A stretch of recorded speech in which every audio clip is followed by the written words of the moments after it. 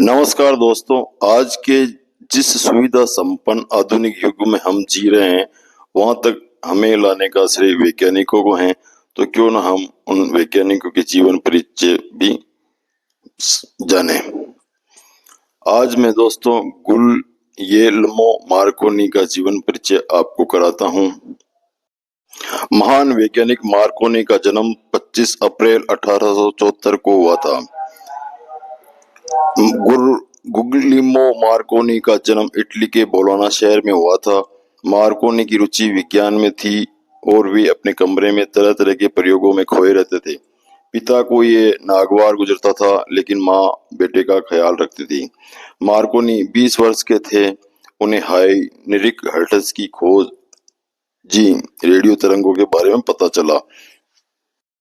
जब उन्हें रेडियो तरंगों के बारे में पता चला तो उनके मन में विचार पनपा कि इन तरंगों का उपयोग संदेशों के प्रेषण में किया जा सकता है। बस वे इस दिशा में अनुसंधान और प्रयोगों में जुट गए। दिसंबर 1894 को सर्दी की रात्रि को मार्कोनी अपनी मां को सोते हुए जगाया। उन्हें ऊपर अपनी प्रयोगशाला में ले गए, जहां पे उन्होंने उपकरण रखे थे। उपकरण 30 फीट की दूरी में थे। एक ट्रांसमीटर था और दूसरा रिसीवर था। रिसीवर से उन्होंने एक घंटी को जोड़ रखा था। जैसे ही ट्रांसमीटर से उन्होंने स्विच ऑन किया, दूर 30 फीट रखी हुई घंटी बज उठी। तो माँ को तो ये समझ नहीं आया कि ये बेटे ने क्या किया है वगैरह, लेकिन बेटे की खुशी बहुत तगड़ी थी। वो बेहिसाब खुशी से छिपी हुई थी उनके, क्योंकि उन्होंने रेडियो तरंगों को एक स्थान से दूसरे स्थान पर भेज दिया, जो कि उसकी दूरी 30 फीट थी।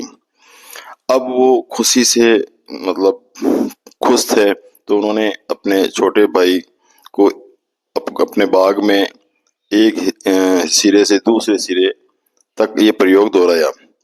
एक साइड में ट्रांसमीटर रखा और दूसरी साइड में बाग के रिसीवर रखा, तो वहां पर भी रेडियो तरंगे पहुंच गई।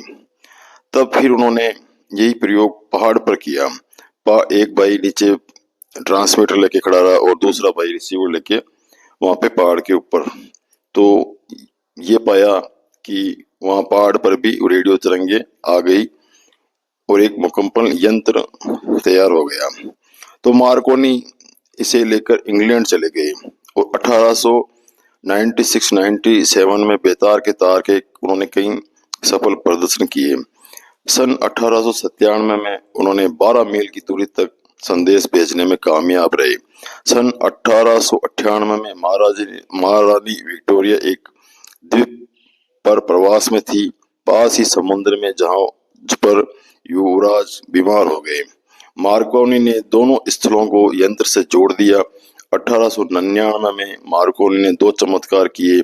इंग्लिश चैनल के आर पार 31 मील की दूरी तक रेडियो संदेश भेजा और अमेरिका के 2 जलयानों पर रेडियो उपकरण लगा दिए, जिनसे नौका दौड़ के समाचार अखबारों तक पहुंच सकते थे। 1901 में वे अटलांटिक महासागर के आर पार संदेश संप्रेषण में सफल रहे।